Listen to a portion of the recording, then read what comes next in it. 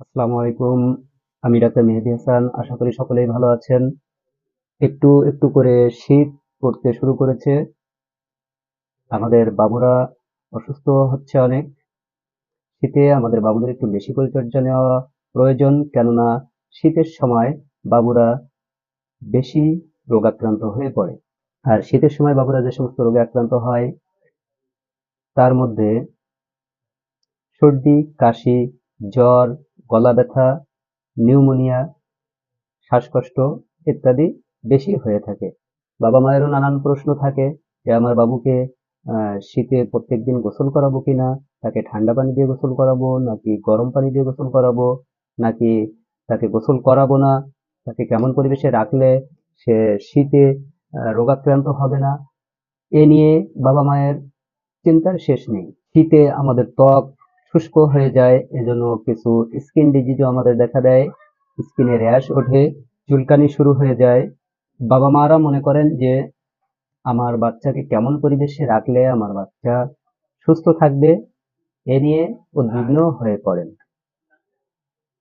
তো আজকে আমি কথা বলবো শীতে আপনার বাবুকে কিভাবে পরিচর্যা করবেন, তার কেয়ার নেবেন, কেমন পরিবেশে রাখবেন, কেমন খাবার খাওয়াবেন, সে সম্পর্কে আমি আলোচনা করব।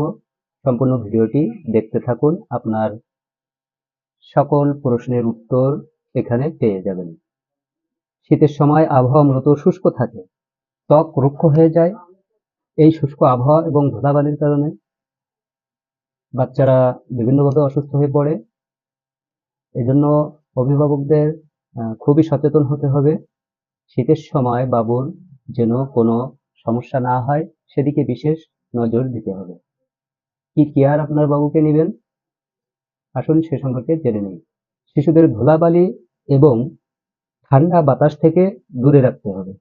যেসব বাবুরা ঠান্ডা, সর্দি, কাশিতে আক্রান্ত হয়েছে, ফ্লু এর মতো বিভিন্ন ধরনের সমস্যা দেখা দিয়েছে, তাদের কাছ থেকে আপনার বাবুকে দূরে রাখতে হবে। ঘরের বাইরে গেলে মাস্ক পরিধান করতে হবে। বাবুকে মধু অথবা তুলসী পাতার রস, লেবু বা আদা চা করে দিতে পারেন। এতে বাবু অনেকটা সুস্থ থাকবে, নিরাপদ থাকবে। আর সমস্যা যদি বেশি মনে হয় তাহলে একজন বিশেষজ্ঞ চিকিৎসকের পরামর্শ নেবেন। তো আসুন আমরা জেনে নেই যে শিশুর গোসল এবং খাবার পানিটা কেমন হবে। এটা আমি শীতের সময়ের কথা বলছি, যে শীতের সময় আপনার বাবুকে কেমন পানি দিয়ে গোসল করাবেন এবং কেমন পানি তাকে পান করতে দিবেন। শীতে আপনার বাবুকে হালকা কুসুম গরম পানি পান করাবেন। দাঁত ব্রাশ করা থেকে শুরু করে তার গোসল, হাত মুখ ধোয়া সমস্ত কাজেই উষ্ণ গরম পানি ব্যবহার করবেন। এতে করে আপনার বাবু ঠান্ডা এবং সর্দিজনিত সমস্যা থেকে দূরে থাকবে। অনেকে আবার শীতে বাচ্চাকে গোসল করাতে চান না। আমি বলবো আপনার বাবুকে গোসল করানো বন্ধ করবেন না, কারণ শীতের সময় আবহাওয়া রুক্ষ থাকে, শরীর শুষ্ক হয়ে যায়, যাতে করে চুলকানি সহ বিভিন্ন স্কিন ডিজিজে বাচ্চা থেকে শুরু করে সকলেই আক্রান্ত হতে পারে। এজন্য আমাদের ত্বক ভালোভাবে পরিষ্কার রাখতে হবে। কোনো অবস্থাতেই আপনার বাবুর গোসল করানো বন্ধ করবেন না। তাকে প্রত্যেকদিনই গোসল করাবেন, তবে উষ্ণ গরম পানি দিয়ে গোসল করাবেন। হ্যাঁ, হতে পারে যদি খুব বেশি শীত যখন পড়ে তখন হয়তো একদিন পর পর আপনার বাবুকে গোসল দিতে পারেন। আর যাদের যে সমস্ত বাবু সর্দি কাশি বা ঠান্ডায় আক্রান্ত হয়ে গেছেন তাদেরকে উষ্ণ গরম পানিতে নরম কাপড় ভিজিয়ে গা মুছে দিতে পারেন। অনেক বাচ্চাদের দেখা যায় খুব জবজবে করে আপনারা সরিষার তেল মাখিয়ে রাখেন মাথায়, বুকে। এটা কোনো অবস্থাতেই করা যাবে না। খুব জবজবে করে তেল দিয়ে গোসল করালে, গোসল করানোর আগে অনেকে করে থাকেন এটা। তো এটা যদি করেন তো গোসল করানোর পরেও দেখবেন যে তার মাথা ভেজা ভেজা রয়েছে।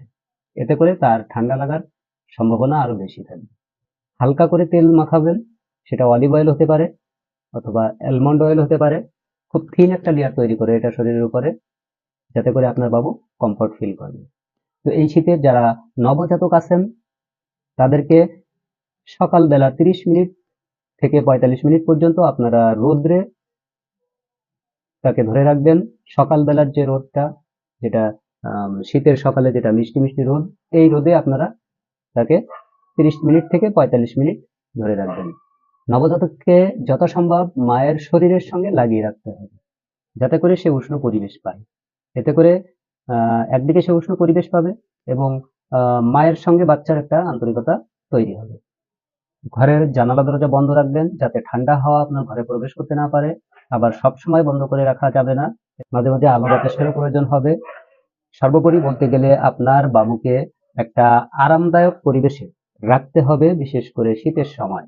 আগামী পর্বে আমি কথা বলবো শীতে কেমন পোশাক আপনার বাবুকে পরাবেন আর কি খাবার তাকে খাওয়াবেন যাতে তার শরীর স্বাস্থ্য ভালো থাকে, তার স্কিন যেন রুক্ষ না হয়ে যায়। কোন কোন খাবারগুলো আপনি তাকে খাওয়াবেন সে বিষয়ে আগামী পর্বে আমি কথা বলবো। ধন্যবাদ সকলকে।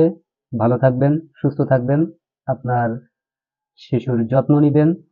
আবার দেখা হবে আগামীতে নতুন কোনো একটি টপিক নিয়ে কথা বলবো। সে পর্যন্ত সকলেই সুস্থ থাকবেন। আল্লাহ হাফেজ।